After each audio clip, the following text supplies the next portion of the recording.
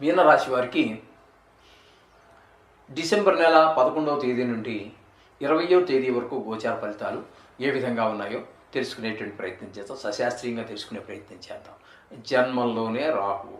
జన్మంలో రాహువు శుభప్రదమైన ఫలితాలను ఇవ్వజాలడు. ఆరోగ్య విషయంలోనూ, మన ప్రవర్తన విషయంలోనూ, ఈ సౌఖ్యాలు అనుభవించే విషయంలోనూ అన్నింటిలోనూ కూడా వ్యతిరేక ఫలితాలే ఈ 10 రోజులు మనకి ఇస్తూ ఉన్నారు.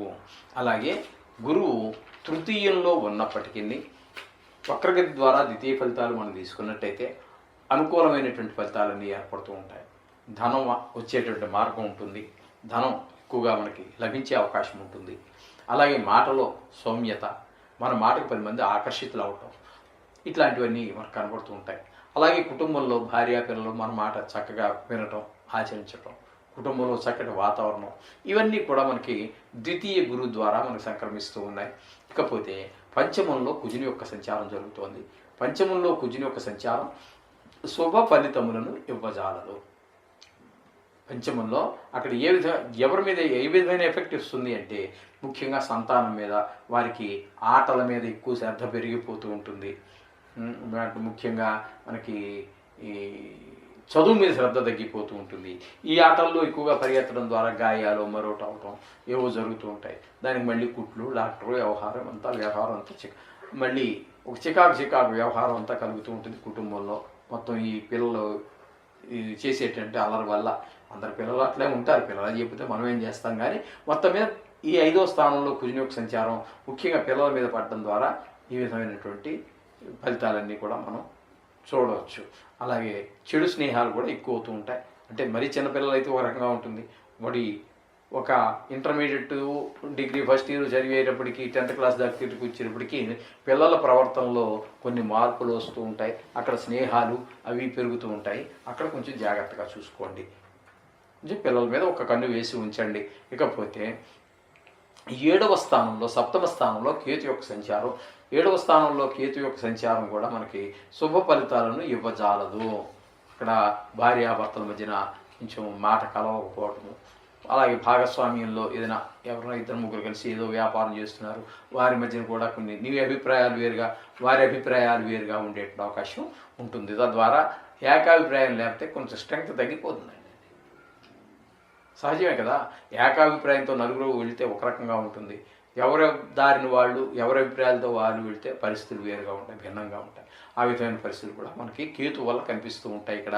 ఇకపోతే నవమ, దశమ 2 స్థానాలలో రవి యొక్క సంచారం జరుగుతోందండి.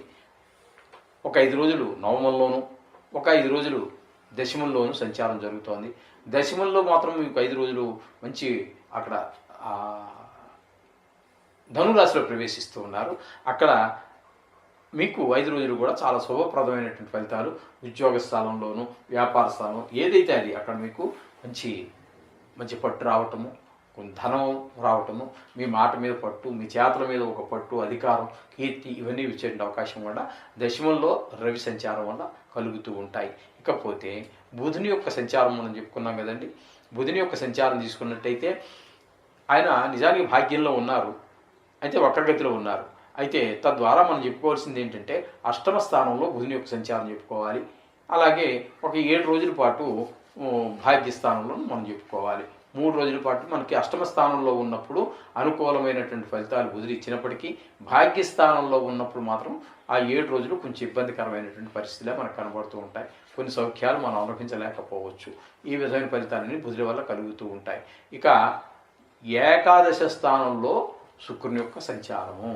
ఏకాదశ స్థానంలో శుక్రుని యొక్క సంచారం అద్భుతమైనటువంటి ఫలితాలు ఇస్తూ ఉంటుంది. తద్వారా మనకి అన్ని ఆరోగ్య విషయంలో, ఐశ్వర్యం విషయంలో, లలిత కళల విషయంలో ఎందులో తీసుకున్నప్పటికీ కూడా అన్ని శుభప్రదమైన ఫలితాలన్నీ ఉంటూ ఉంటాయి. ముఖ్యంగా ఈ షేర్ మార్కెట్లోనూ మరో దగ్గర డబ్బు రకరకాలు ఏవో ఉంటాయండి. మరి అవన్నీ నాకు పూర్తిగా తెలియదు. కానీ షేర్ మార్కెట్ ఒకటి తెలుసు. వాటిలో పెట్టుబడి పెట్టేటటువంటి వారికి మంచి శుభప్రదమైనటువంటి ఫలితాలన్నీ కూడా వస్తూ ఉంటాయి. వాళ్ళకి మంచి లాభాలు ఆర్జించే అవకాశం స్పష్టంగా గోచరిస్తూ ఉంది. అలాగే లలిత కళలు, ఈ టీవీ రంగంలో ఉన్నటువంటి వారికి, ఈ టీవీ రంగము, సినీ రంగాలు ఇట్లాంటి వాటిలో ఉన్న వారికి కూడా చాలా బాగుంటుంది. ఈ అనుకూలమైన ఫలితాలు శుక్రుడు భగవాన్ కలుగజేస్తున్నాడు. ఇక వ్యయస్థానంలో అంటే మీనరాశిలో వ్యయస్థానంలో శని సంచారం, ఇది మనం చెప్పుకున్నాం కదండి. ఇక్కడ మనకి వ్యయస్థానంలో సంచారము, వ్యయస్థానంలో శని సంచారం అది కూడా ఏళ్ళు నాటి శనిలోని ఒక భాగమే, 3 రాశుల్లో సంచారం. కాబట్టి ఇక్కడ మీకు జన్మల్లోనే ఒక శని యొక్క సంచారం జరుగుతోందండి. ఆ జన్మంలో శని యొక్క ద్వితీయంలో శని నో ఇక్కడ మీరు చూసుకోవాలి కొంచెం మేషాలు, ఇక్కడ కొంచెం చూసుకోండి. వ్యయస్థానంలో శని యొక్క సంచారం జరుగుతోంది. వ్యయస్థానంలో సంచారం అంటే ధనం యొక్క ఖర్చు అయ్యే అవకాశం ఉంటుంది. ఆరోగ్య విషయంలో కూడా కొన్ని ఇబ్బందులకరమైనటువంటి పరిస్థితులన్నీ ఉంటూ ఉంటాయి. ఈ విధమైన ఫలితాలన్నీ కూడా వ్యయస్థానంలో శని యొక్క సంచారం వల్ల కలుగుతున్నాయి అని చెప్పుకోవాలి. అయితే మనం చెప్పుకుంటున్నట్టుగా మనం ఏవైతే కొన్ని గ్రహాలు శుభాలు అశుభాలు ఉన్నాయి కదండి, వాటికి మీరు చెప్పినట్టుగా ఆ నవగ్రహాలకు సంబంధించి ఏదో ఒకటి చేసుకున్నట్టు 10 రోజుల కార్యక్రమం. దీని గురించి పెద్దగా మీరు ఏమద్దండి, రోజు రెగ్యులర్గా చేసుకోండి. వార ఫలితాలు, మాస ఫలితాలు, వీటన్నిటికీ పెద్దగా మీరు కంగారు పడవలసినటువంటి అవసరము లేదు. మీరు నవగ్రహాలు జపం, అదే మంత్రమో శ్లోకమో బీజాక్షరాలు ఏదో ఒకటి చేసుకుంటే సరిపోతుంది.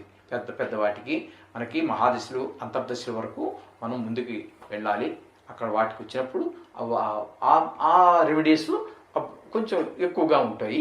అవి మీరే చేసుకోవచ్చు, దానికి డబ్బు ఖర్చు పెట్టేయాలి కాదు, వచ్చుంటే మీరే కూడా చేసుకోవచ్చు. ఇంకోటి ఏంటంటే, డబ్బు ఖర్చు పెట్టి ఎవరి చేతో చేయించే కంటే కూడా మీకు మీరు చేసుకోవటం అనేది అత్యంత శుభప్రదమైన ఫలితాలు ఇస్తూ ఉంటాయి. ఏదో డబ్బులు ఇచ్చాం కదా పంతులుగా చేస్తారంటే అది కొంతవరకే, అది వ్యాపార నిమిత్తం చేస్తాడు. మీది బ్రాహ్మడు ఏదో మోసం చేశాడని కాదని చేస్తాడు. ఏదైనా మన మీద నా మీద నాకు ఉన్నంత ప్రేమ నీ మీద నాకు ప్రేమ ఉండదు కదండి.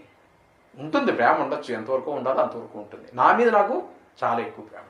అంచేత ఈ పరిహారాలు మేము చెప్పేటటువంటి పరిహారాలు మ్యాక్సిమం మీ వల్ల అయితే, మీకు కానివి చేయలేం కదండి, మళ్ళీ కానివన్నీ చేయడానికి ప్రయత్నించి అది ఇంకో రకం కొత్త ఆపదను తెచ్చుకోవద్దండి. అందరూ తప్పులు జరకలు చెప్పేసేసి ఆ మంత్రం అంటే సామాన్యం కాదు. మన్నాత్ రాయితే అంటే రక్షించేది. జపం చేయడం మన్నాత్ రాయితే ఇది మంత్రాన్ని జపించడం ద్వారా మనం రక్షిస్తూ ఉంటుంది. త్రాయితే అంటే తర్వాత మనం రక్షించేటటువంటిది. అటువంటి దాంట్లో తప్పులు జరగకూడదు. మీకు జరగనప్పుడు, మీ చేత కానప్పుడు ఖచ్చితంగా చేయించుకోవాలి బ్రాహ్మణ చేత, కాదంటలేదు. కానీ మనకు వచ్చినవి బట్టి చిన్నవి ఉన్నాయి చూడండి, ఇవి మీరు చేసుకుంటేనే కొంచెం మనకి అనుకూలమైన ఫలితాలు వస్తాయి. శుభం భూయాత్. ఇక్కడికి ఇది